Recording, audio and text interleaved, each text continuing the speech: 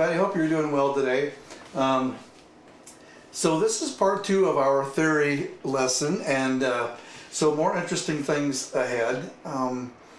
We're going to work more on building the chords that we did in the previous section. Let me try. I'll show you what I did there in a second. Let me get back to my piano setting here.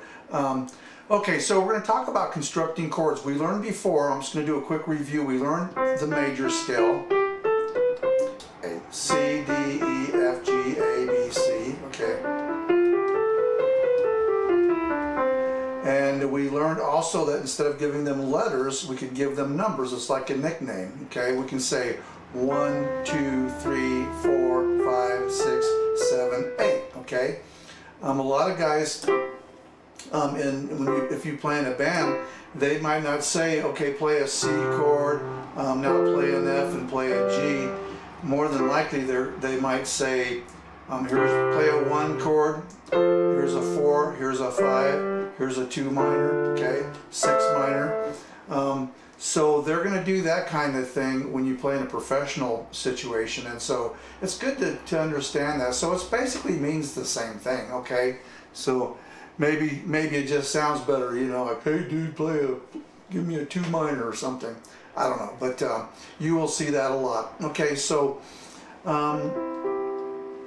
what I was doing on that intro, let me just show you that really quick. So we learned how to play a C chord, okay? When we learned that by taking this scale, if we take this cookie cutter shape, C, D minor, E minor, F, G, A minor, B diminished, C. Okay, so we have 3 major chords, which are the C, the F, and the G, and we have 3 minor chords, which was the D minor, the E minor, the A minor, and of course we have that one oddball diminished chord. Okay, and we're going to talk about that in today's lesson.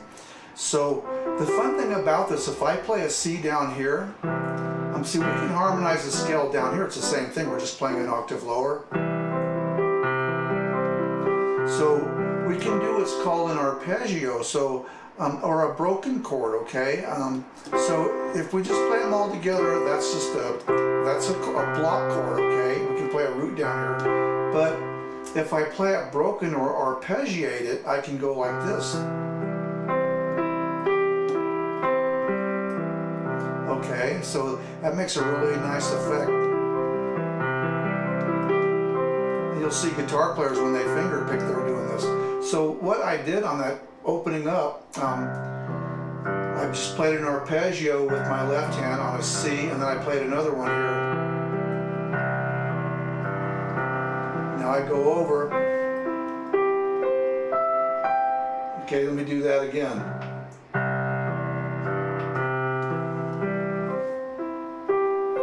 And then I just went to the next, when we're harmonizing the scale, I went to the D minor. And if you have a pedal, it sounds nice if you have to release the pedal in between each when you change, but when you're like, say for example, when you're on the D, well, let me just go from the beginning. So C, I'm going to push my pedal down, the sustain pedal. Now I'm going to lift before I start this D.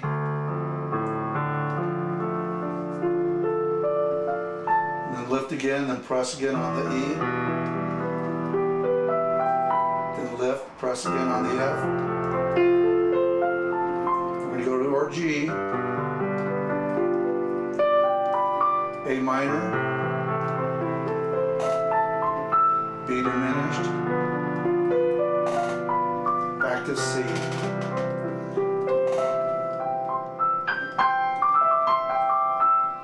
Okay, and I'm trying to get rid of the squeaky chair. I just put some silicone spray on it, and obviously it didn't fix it, so pardon my squeaky chair, folks.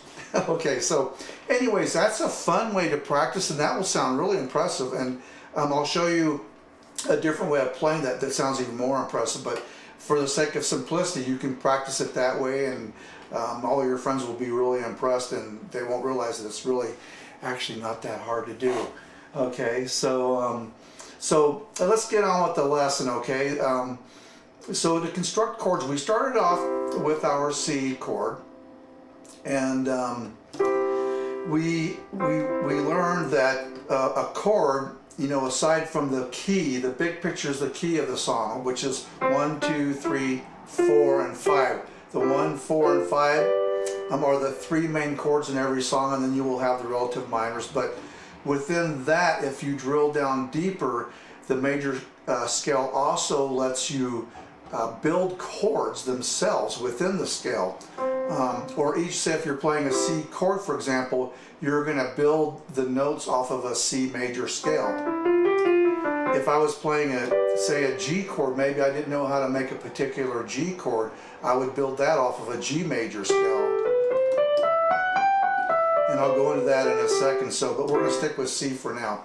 So we learned that if we take the three, a C chord is made of a root, a third, and a fifth.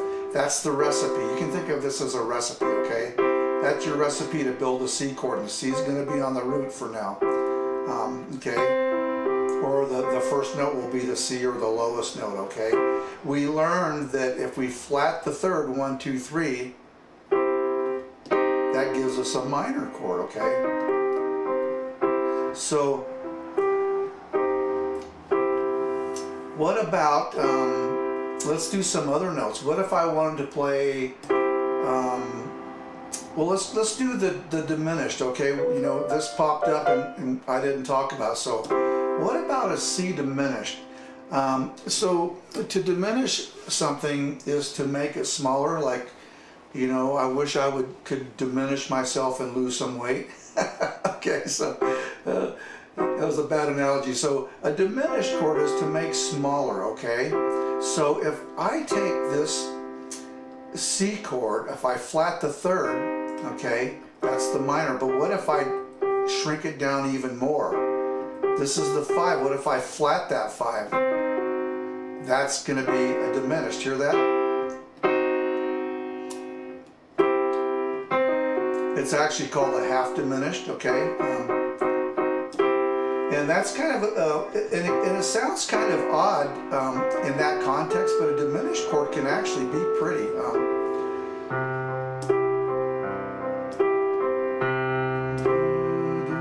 See, what was I thinking of?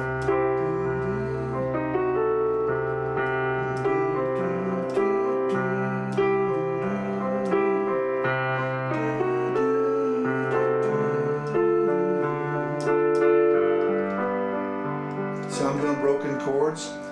To spend one night with you at our rendezvous.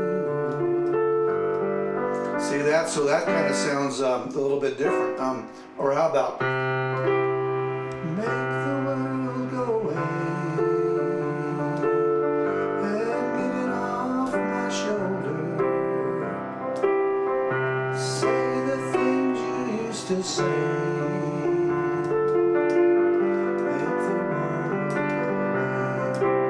Okay, so you can kind of see how that diminished chord works. And sometimes it can sound like when the villain is coming during like a melodrama or something. And the thing to note about the diminished chord is that notice you have 2 notes between each note, okay? If I go do 2 more notes, that'll give me that diminished 7th, okay? So when you play like this, it's a half diminished. If you want to get really technical, if you play this, it's a full diminished or a diminished 7th, which is a double flatted 7th, and we'll talk about that in a second. Okay, so you've got your 1, your 3, okay, your 5, we can flat it, okay. What about if we take this 5, if we augment it, okay? So when you augment it, you add something to it, okay? So this would be an augmented. Okay. Now I don't expect you to remember all these chords. It takes like a long time to be able to get used to them, but at least you will have like a knowledge of it. And you've heard this before, like da da da da da da.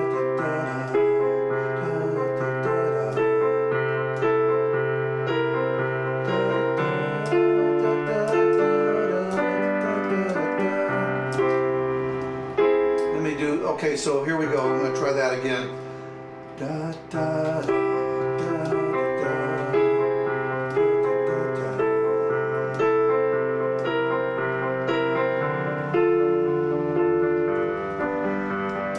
so that's a progression right there with that augmented in there. And also sometimes you could have an augmented, say if I was to go to the G. So here's your 1, 4, and 5. Okay, so maybe I had a song. Let's see, how could I do this?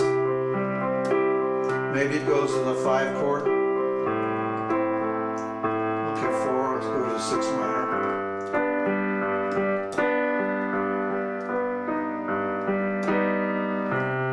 See how that kind of leads you back?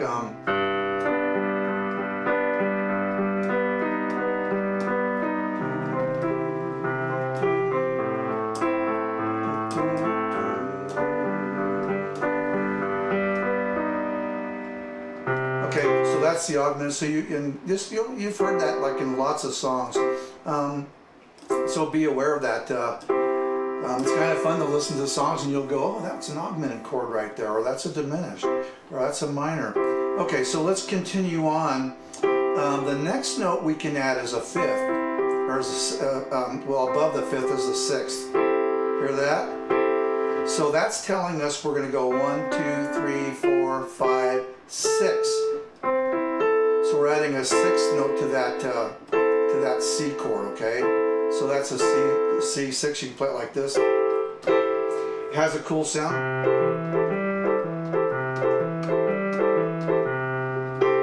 If you ever plan to move west.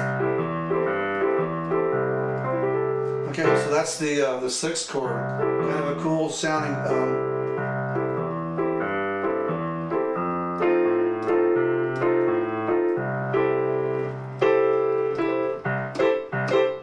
Okay, and then the next one, 1, 2, 3, 4, 5, 6, 7. Okay, there's 2 sevenths that you have to remember. Okay, we have a major seventh, which is a real pretty chord.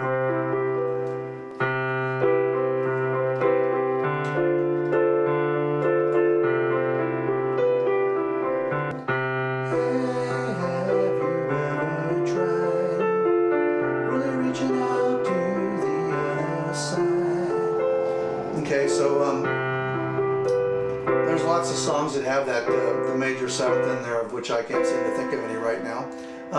So that's your major seventh. Now the other one that we're coming to is the one that's used the most, and that's the flatted seventh. Okay, so the major seventh is 1, 2, 3, 4, 5, 6, 7. That's your major seventh because it's actually a scale note, and it's actually called the leading tone, because notice that there's no sharps or flats between this seventh and going back to the C.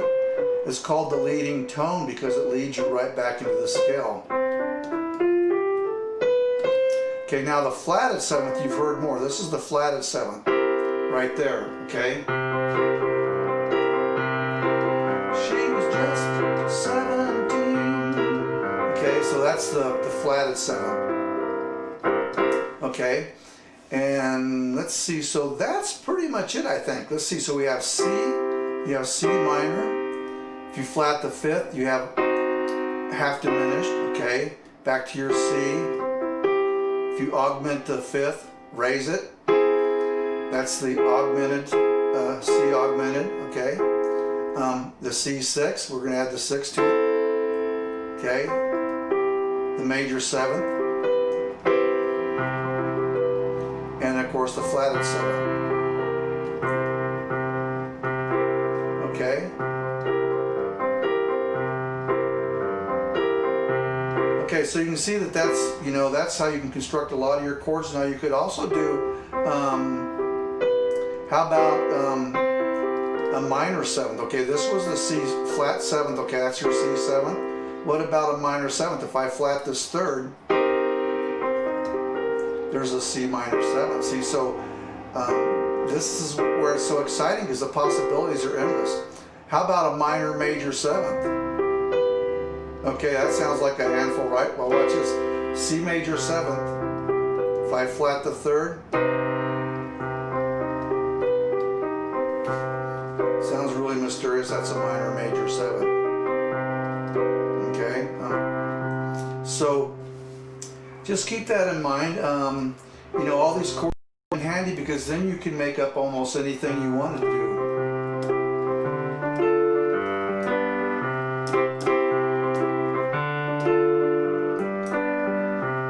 So I'm just playing the notes in the scale. Now, one thing that I can tell you is that, remember, we have 3 major chords and we have three minors. The minors are also known as relative minors. So let me show you a different way of looking at this. So here's C, D minor, E minor, F, G, A minor, B diminished, C. Okay, C's relative minor is the A minor, which is down here, okay? So think of the relative minor as it's 3 notes down, 1, 2, 3, okay? And you make it a minor, okay? So C's relative minor is A minor.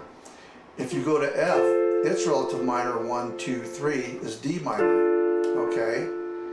And then the G chord, its relative minor, 1, 2, 3, is E minor.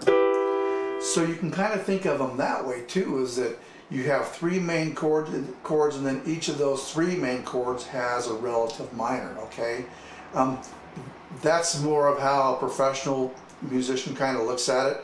And the other thing that can really get to be confusing sometimes is that those relative minors we've been speaking of so far sometimes can actually be a relative major, okay? So you could have a C and it could actually have an A major, okay?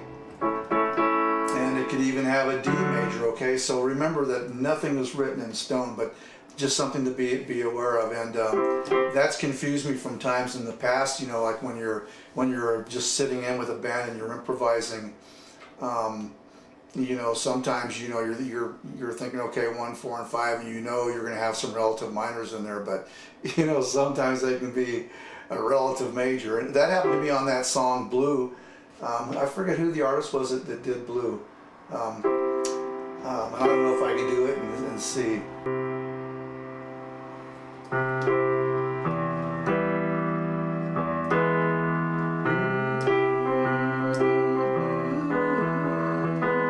Here we go. So in the key of C, we have a relative minor, we have an E minor, but what this song ends up doing is it goes blue, blue, blue. See that I went to the,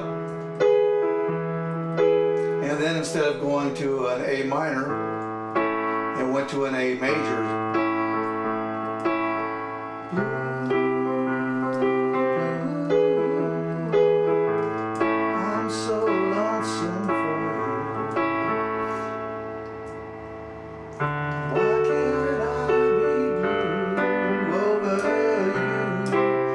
So that song used all 3 minors, ended up going to a major. And I can tell you, I don't know how many times I screwed that thing up on stage because I'm thinking, oh, where's the relative minors? And you got C, E major, A major, D major, and then to the G, okay? So sometimes that can get confusing. You don't have to worry about that at this point in time, okay? So just remember, nothing is ever written in stone. But for now, just stick with what I've showed you about the 3 main chords and your relative minors, okay? And then basically that's about it for this lesson. I'm just going to show you like some songs you can do. Now an easier way to do this, a simple rhythm pattern for now, is just going to be the oom-pa. So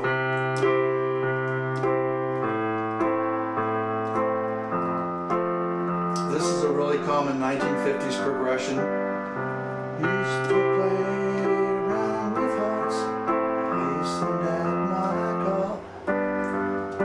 This is an old Ricky Nelson song.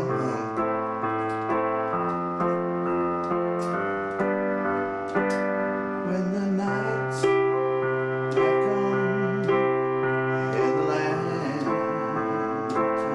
which I knew the lyrics to this time. Stand by me, darling, darling, stand. So many songs you can do with this, with these chords and these chord progressions in the key of C. Feel it in my fingers, I feel it in my bones. I was telling one of my young guitar students that, you know, this comes up later in guitar because the C, F, and G is hard to play on guitar, and I told one of my guitar students that, hey, once you know this chord progression, you will know hundreds of 50s songs from the 1950s. Think of all the stuff you can do. And she looks at me and she goes, why would I want to do that? So, okay, I get it. If you're a young person, then don't worry about that. But I can tell you that this chord progression is in modern music. I had one student that said, hey Max, why are we learning all these songs with these chords, these old chords? I said, well, why don't you pick out a song and we'll do that next week. Well, he came back and the song that he picked out did this.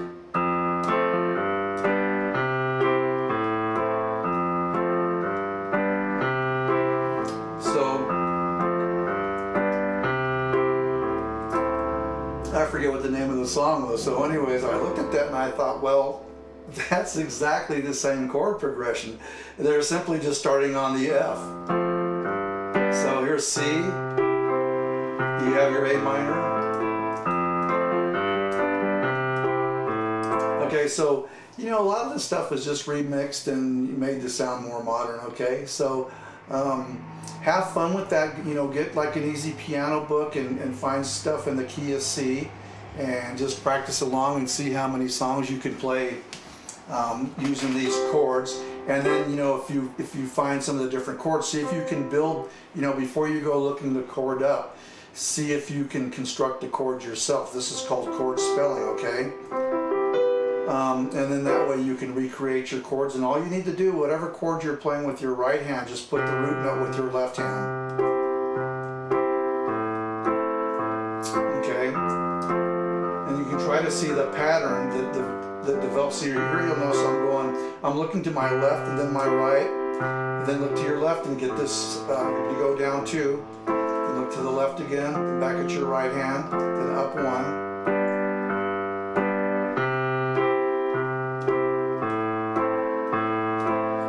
So you want to master just this basic oom-pa rhythm.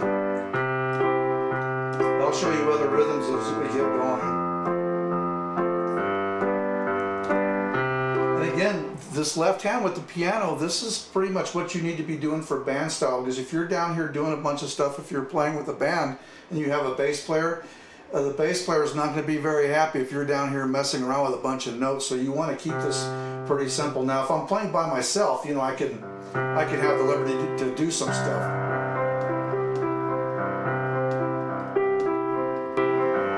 I could do more, you know, if I'm playing by myself.